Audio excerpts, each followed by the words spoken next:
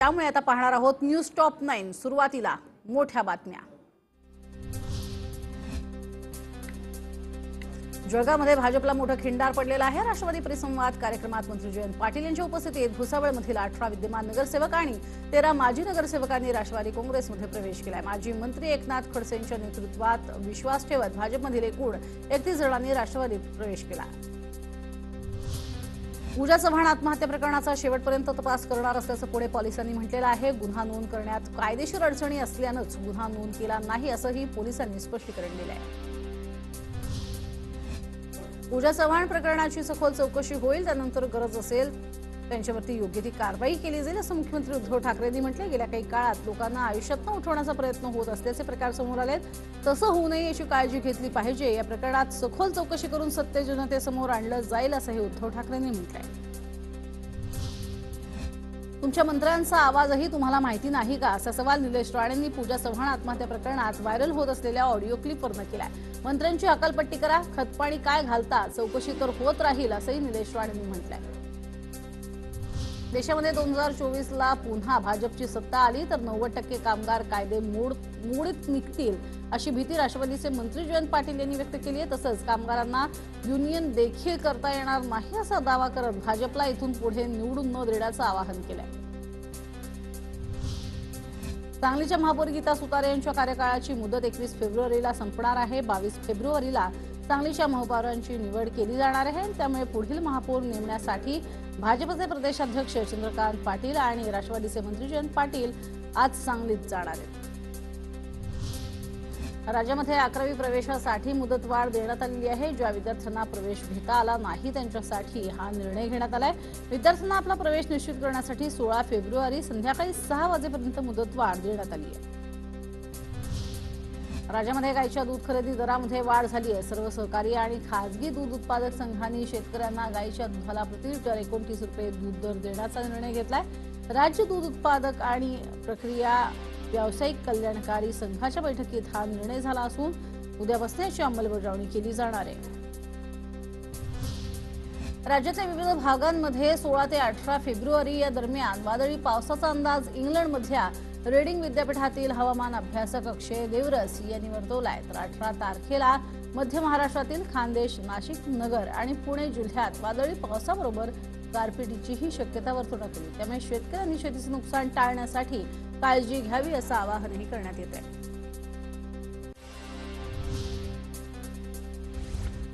आणि आता पाहणार आहोत राजकीय महत्त्वाच्या घडामोडी न्यूज टॉप 9 मधून। आंदोलन नकोत मग काय हवं असा सवाल सामनातनं मोदी सरकारला करण्यात आलाय। मोदींनी देशातील आंदोलनांची चेष्टा केली असं म्हणत रामाचं आंदोलन झालं नसतं तर भाजपचा आज हा चांगला दिवस दिसला नसता असंही सामनातनं म्हणण्यात आलंय।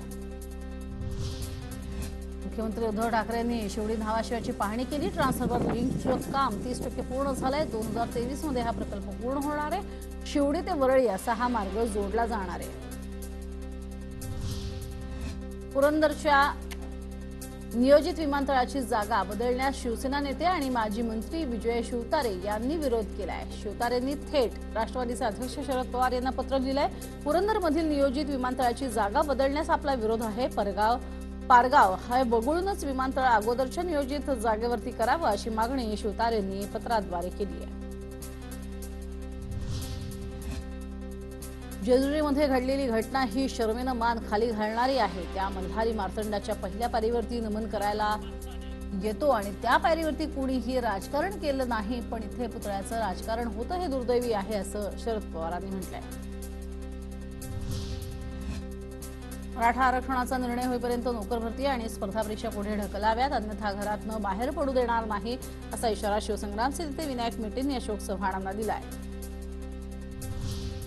काँग्रेसची आयडिओलॉजी तात्पुरती आहे, राष्ट्रवादीला आयडिओलॉजीच नाही आणि शिवसेनेनं हिंदुत्व पूर्णपणे सोडले। विचारधारेपेक्षा त्यांना सत्ता महत्त्वाची असून सत्तेसाठी त्यांनी विचारधारा बासनात गुंडाळल्याची टीका प्रवीण दरेकरांनी केली आहे।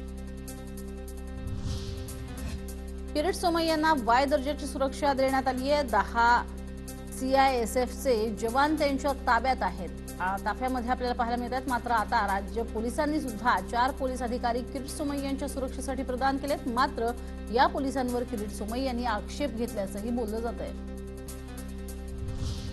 रायगड जिल्ह्यातल्या अलिबाग, मुरुड, जंजिरा आणि श्रीवर्धन या पर्यटन स्थळांना ब वर्ग पर्यटन स्थळाचा दर्जा देण्यात येत असल्याची घोषणा पर्यटन मंत्री आदित्य ठाकरे यांनी केली आहे। त्यामुळे विविध पर्यटन सुविधा तसंच पायाभूत सुविधांचा विकास करण्यात येईल। त्यामुळे पर्यटनाला मोठ्या प्रमाणात चालना मिळेल असं आदित्य ठाकरे यांनी म्हटलंय। पूजा चव्हाण आत्महत्या प्रकरणाचा तपास सुरू असून तपासामध्ये सत्य समोर येईल। या प्रकरणामध्ये काही चुकीच्या गोष्टी घडल्या असतील तर त्यावरती सरकारने योग्य कारवाई करावी असं सदाभाऊ खोत यांनी म्हटलंय। आणि राज्यातल्या महत्त्वाच्या 9 घडामोडी पाहणार आहोत न्यूज टॉप 9 मधून। शेतकऱ्यांनी केलेल्या एकाच अर्जावरती कृषी विभागाच्या विविध योजनांचा लाभ देणाऱ्या महाडीबीटी पोर्टलच्या माध्यमातून नुकतीच प्रथमच ऑनलाईन सोडत काढण्यात आली। त्याद्वारे राज्यातील 2 लाख शेतकऱ्यांची पारदर्शकपणे निवड करण्यात आल्याची माहिती कृषी मंत्री दादा भुसे यांनी दिली आहे। प्रदूषण कमी करण्यासाठी आणि पर्यावरण संवर्धनासाठी विजेवरती चालणाऱ्या वाहनांच्या वापराला प्रोत्साहन देण्याचं धोरण अवलंबण्यात आलेलं आहे। राज्यामध्ये आतापर्यंत 29,000 विजेवरती धावणाऱ्या वाहनांची नोंद परिवहन विभागाकडे झालेली आहे। मात्र चार्जिंग स्टेशनच्या कमतरतेमुळे सार्वजनिक वाहतुकीसाठी विजेवरची वाहन खरेदी मोठ्या प्रमाणात होत नाहीये। महावितरणच्या तब्बल 80 लाख 32,000 वीज ग्राहकांनी गेल्या 10 महिन्यामध्ये 1 रुपयाही भरलेला नाहीये। त्यामुळे एकूण वीज बिल थकबाकीचा आकडा हा 71,000 कोटींवरती गेला। यात 45,000 कोटींची मूळ थकबाकी आणि 26,000 कोटी रुपये व्याज आणि दंडाची रक्कम आहे। राज्यामध्ये आतापर्यंत एकूण 6,83,000 लाभार्थ्यांना कोविड लसीकरण करण्यात आलं। त्यापैकी 5,672 जणांना कोवॅक्सिन लसीचं लसीकरण करण्यात आलं। राज्यामध्ये मुंबईत आतापर्यंत सर्वाधिक लसीकरण झालेलं आहे। 1,09,083 लाभार्थ्यांनी सहभाग नोंदवलाय। राज्यामध्ये शनिवारी 3,611 नवे रुग्ण सापडले तर 1,773 रुग्णांना डिस्चार्ज मिळाला आणि 38 जणांचा मृत्यू झाला। राज्यात बरे होणाऱ्यांचं प्रमाण 95.83% झालंय। राज्यामध्ये एकूण 9 जिल्ह्यांमध्ये कोरोनाचा फैलाव वाढत असल्याची माहिती टास्क फोर्सचे सदस्य डॉक्टर शशांक जोशी यांनी दिली आहे। यात अमरावती तसंच अकोला, नंदुरबार, वर्धा, रत्नागिरी, भंडारा, गडचिरोली, नांदेड आणि यवतमाळ या जिल्ह्यांचा समावेश आहे। कोरोना वाढता संसर्ग कमी करण्यासाठी जिल्ह्यात विशेष लक्ष देण्याचं नियोजन आरोग्य विभागाने केले। त्यासाठी त्रिसूत्री ठरवण्यात आली आहे। अखेर गोकुळच्या निवडणुकीचं बिगुल वाजलंय। गोकुळच्या निवडणुकीसाठी प्रारूप मतदार यादी उद्या जाहीर होणार असून एप्रिल महिन्याच्या शेवटच्या आठवड्यामध्ये मतदान प्रक्रिया होण्याची शक्यता आहे। निवडणुकीसाठी आतापर्यंत 3,767 संस्थांचे ठराव दाखल झाले। सातारा जिल्ह्यामध्ये एकीकडे तब्बल 8 लाख टन साखर शिल्लक असताना दुसरीकडे केवळ 3,05,909 टन साखरेची विक्री झाली। यातनं सर्व देणी भागवायची कशी असा प्रश्न साखर कारखानदारांसमोर आहे। मागील काही दिवसांपासून टोमॅटोचे दर सातत्यानं गडगडत आहेत। 2 आठवड्यांपूर्वी 18 ते 22 रुपये दरानं टोमॅटोची खरेदी सुरू होती। मात्र आता हेच दर 2 ते 4 रुपये प्रति किलो इतके गेले। आता पाहणार आहोत मेट्रो सिटीतल्या 9 महत्त्वाच्या घडामोडी। विदर्भामध्ये भाजपनं ओबीसी समाज प्रतिनिधींशी संपर्क अभियान सुरू केलंय आणि भाजपचा ओबीसी चेहरा चंद्रशेखर बावनकुळेंनाही अधिक सक्रिय करण्यात आले। आणि हे अभियान सुरू करण्यामागे भाजपला नाना पटोले, विजय वडेट्टीवार, वंजारींची भीती तर वाटू लागलेली नाही ना अशी चर्चा आता रंगतीये। नागपूर जिल्ह्यामध्ये कोरोना रुग्णसंख्येत होणाऱ्या वाढीमुळे महानगरपालिका प्रशासन ऍक्शन मोडमध्ये आहे। गेल्या 24 तासात नागपुरात 473 नव्या रुग्णांची नोंद झाली आहे। मंगल कार्यालय आणि लॉनमधील लग्न समारंभावरती आता त्यामुळेच मनपा लक्ष ठेवून असणार आहे। कोणत्याही कार्यक्रमात जास्त गर्दी झाल्यास मंगल कार्यालय सील करण्याचा इशारा मनपा आयुक्तांनी दिलाय। नाशिक जिल्ह्यामध्ये गेल्या 24 तासात 139 नव्या कोरोना बाधितांची नोंद झाली आहे। मात्र काल दिवसभरात एकाही रुग्णाचा मृत्यूची नोंद झाली नाहीये। जिल्ह्यात एकूण मृत्यूचा आकडा हा 2,000च्या वर गेलाय। शहरातील वाढती पाणी कपातीची समस्या लोकांसाठी त्रासदायक ठरत होती। त्यातच नागपुरांकरांसाठी आता एक आनंदाची बातमी आहे, कारण पुरेशा पाणी साठ्यामुळे यंदाच्या उन्हाळ्यामध्ये शहरात पाणी कपात होणार नसून नागपूरकरांना सुरळीत पाणी पुरवठा होणार आहे। पेंच धरणामध्ये सध्या 78% पाणी साठा आहे। आज नाशकामध्ये पेट्रोलचे दर हे 28 पैशांनी वाढले, त्यामुळे पेट्रोल 95 रुपये 56 पैशांवर पोहोचले, तर डिझेलच्या दरात 33 पैशांनी वाढ झाली आहे, त्यामुळे तो दर आता 85 रुपये 7 पैसे इतका आहे। शिवजयंतीच्या मिरवणुकीसाठी नाशकातील मंडळ मुंबई हायकोर्टाचं दार ठोठावणार आहेत। राज्य सरकारनं घालून दिलेल्या नियमावलीवरून शिवभक्त नाराज आहेत। राजकीय कार्यक्रमांना परवानगी, मग शिवजयंतीलाच नियमावली का, असा सवाल शिवभक्तांनी केला आहे।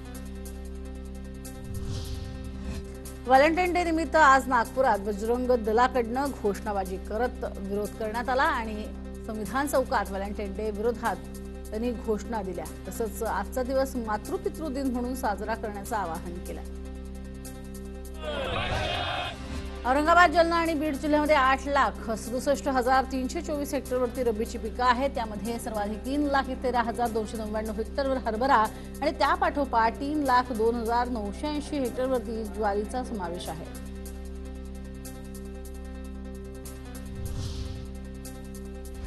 आणि आता पाहणार आहोत शहरातल्या महत्त्वाच्या 9 घडामोडी न्यूज टॉप 9 मध्ये। कवठेपेरण इथं हिंद केसरी मारुती माने यांच्या जयंतीनिमित्त स्पर्धा भरवण्यात आल्या होत्या। यावेळेला सदाभाऊ खोत आणि गोपीचंद पडळकर यांनी व्हॉलीबॉल खेळून स्पर्धेचं उद्घाटन केलं।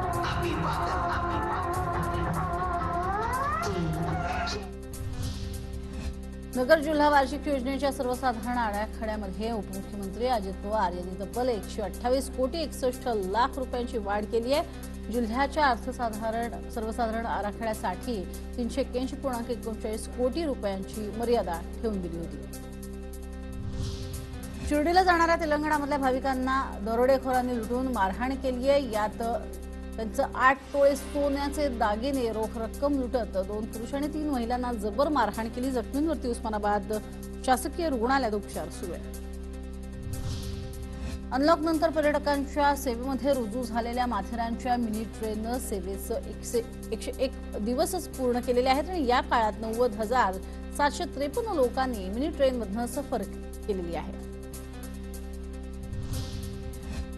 शेतमालाला हमी भाव मिळत नसल्यानं शेतकरी उभ्या पिकात जनावर सोडतायत, तर व्यापारी माल महाग झाल्याचं सांगत ग्राहकांना 4 पटीनं विक्री करतायत। त्यामुळे एकीकडे शेतकरी कंगाल होत आहेत, तर दुसरीकडे व्यापारी मात्र मालामाल होत आहेत। कोल्हापुरातल्या आजरा इथं 60 एकर ऊसाच्या शेतीला आग लागली। शॉर्ट सर्किटमुळे ही आग लागल्याची शक्यता आहे, मात्र एकूण 800 टन ऊस जळून खाक झालाय। सांगलीतल्या तासगाव तालुक्यातल्या मोराळे इथं शनिवारी ऋषिकेश बरगुले या प्रकाश बरगुले यांचा 3.5 एकर ऊस जळून खाक झालाय आणि यामध्ये ऊस आणि ठिबक साहित्य मिळून 7 लाख रुपयांचं नुकसान झालंय।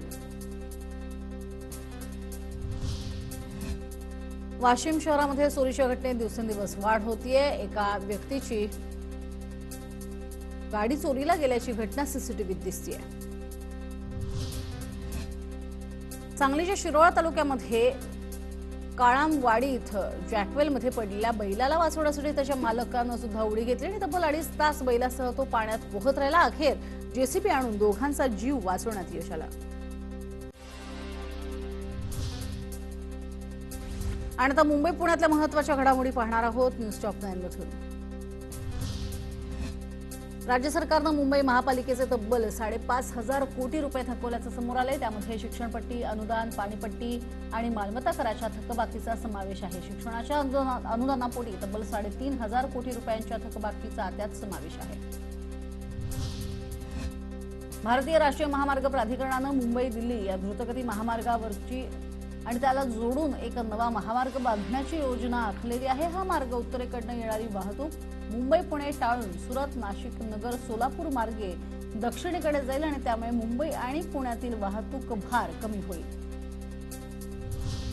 कोरोना काळामध्ये मुंबईत उभारण्यात आलेल्या कोरोना सेंटरमधील आयसीयू आणि व्हेंटिलेटर हे पालिका रुग्णालयांना देण्यात येणार आहेत। कोरोना आता आटोक्यात येतोय आणि सध्या सेंटरमध्ये 3,000 आयसीयू आणि व्हेंटिलेटर आहेत। शहरात कोरोनाचा प्रादुर्भाव कमी होतोय, त्यामुळे पालिकेच्या प्रमुख रुग्णालयांमध्ये 16 उपनगरीय रुग्णालय आणि प्रसूतिगृहांना आयसीयू आणि व्हेंटिलेटर देण्याचा निर्णय घेण्यात आलेला आहे। गेल्या काही दिवसांमध्ये मुंबईतल्या कोरोना बाधित रुग्णांच्या संख्येत हळूहळू वाढ होतीये।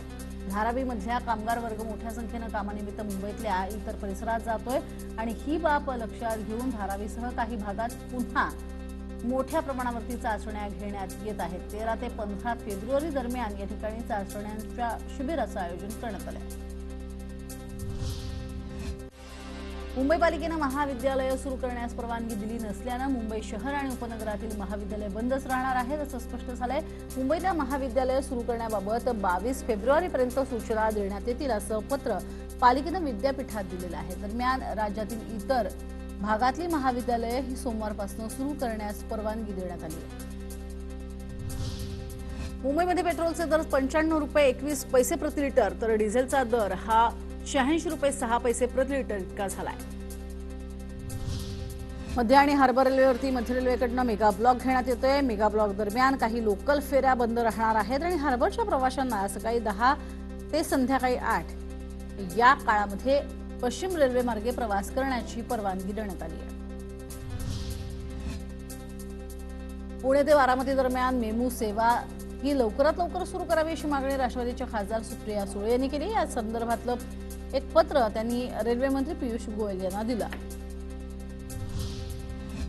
पर्यटन संचालनालयामार्फत राज्यातील 6 विभागांमध्ये 20 ठिकाणी पर्यटन महोत्सवाचं आयोजन करण्यात आलेलं आहे। या महोत्सवाअंतर्गत पुणे जिल्ह्यामध्ये जुन्नरमध्ये द्राक्ष महोत्सव आयोजित करण्यात येणार आहे। ब्रेकनंतर आपलं स्वागत आणि आता पाहणार आहोत ग्रामीण भागातल्या महत्त्वाच्या बातम्या न्यूज टॉप 9 मध्ये। जळगावच्या पाचोरा तालुक्यामध्ये शिंदाडमध्ये राज्य घटनेनं ठरवून दिलेल्या नियमांचं पालन म्हणून सरपंच आणि उपसरपंचांसह सदस्यांनी शपथ घेतली। भ्रष्टाचारमुक्त आणि विकासाची बांधिलकी जपण्याची त्यांनी शपथ घेतली। महाविकास अधिकारी नरेंद्र मराठे यांनी सदस्यांना गावकऱ्यांच्या समोर शपथ दिली। खानदेशामध्ये ऊस गाळप 13 लाख टनांवरती झालेला आहे। सर्वाधिक 3,24,624 टन गाळप हे नंदुरबार जिल्ह्यातल्या पुरुषोत्तम नगरच्या सातपुडा सहकारी साखर कारखान्याने केलंय। औरंगाबाद, जालना, लातूर, उस्मानाबाद आणि बीड जिल्ह्यामध्ये शासनाच्या आधारभूत दरानं तूर खरेदीला प्रतिसाद मिळत नाहीये। बीड जिल्ह्यातल्या एका केंद्रावरती फक्त 75 क्विंटल 70 किलो तुरीची खरेदी झालेली आहे। खानदेशामध्ये यंदा गव्हाची पेरणी वाढली आहे। यात आगाप म्हणजेच नोव्हेंबरच्या सुरुवातीला पेरणी केलेला गहू मळणीवरती आलेला आहे। या पिकात शेवटचं सिंचन काही भागात सुरू आहे। वेळ संध्याकाळी 7ची। देश महाराष्ट्राची महत्त्वाची खबरबात जाणून घ्यायची। देश आणि महाराष्ट्राच्या मोठ्या बातम्यांचं बुलेटिन देश महाराष्ट्र रोज संध्याकाळी 7 वाजता। TV9 मराठी, काळजी तुमची, हित महाराष्ट्राचं।